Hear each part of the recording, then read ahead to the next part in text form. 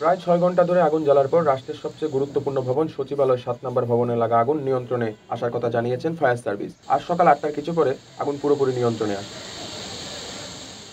এর আগে গত বুধবার মধ্যরাতে একটা ৫২ মিনিটের দিকে প্রশাসনের সবথেকে গুরুত্বপূর্ণ ভবন বাংলাদেশ সচিবালয় ৭ নম্বর ভবনে আগুন ধরে যাওয়ার খবর পায় ফায়ার সার্ভিস। সংস্থাটি বলেছে, খবর পেয়ে একটা ৫৪ মিনিটে ঘটনাস্থলে পৌঁছান ফায়ার সার্ভিসের কর্মীরা। রাতভর জ্বলা আগুনে ভবনটির ৬, ৭, ৮ ও ৯ম তলা আগুনে ক্ষতিগ্রস্ত হয়েছে। ঘটনাস্থল থেকে ফায়ার সার্ভিস ও সিভিল ডিফেন্স অধিদপ্তরের মহাপরিচালক ব্রিগেডিয়ার জেনারেল মোহাম্মদ জাহেদ কামাল সংবাদ সম্মেলন করে বিষয়টি জানান। ডিজি জানান, আগুন নিয়ন্ত্রণে তাদের ২০টি ইউনিট কাজ করেছে, তবে স্থান সংকটের কারণে 10টি ইউনিট সক্রিয়ভাবে কাজ করতে পেরেছে। এখন ফায়ার সার্ভিসের কর্মীরা ভিতরে প্রবেশ করে আগুন নেভানোর চেষ্টা করছে।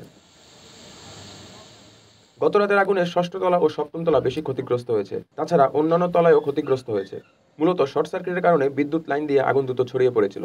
তবে আগুনের উৎস এখন পর্যন্ত নিশ্চিত হওয়া যায়নি। উল্লেখ করে ফায়ার সার্ভিসের মহাপরিচালক জানান, ধারণা করা হচ্ছে শর্ট সার্কিট থেকে আগুন লাগতে পারে। তারপরও আমরা নিশ্চিত না হয়ে এই বিষয়ে কিছু বলতে চাচ্ছি না।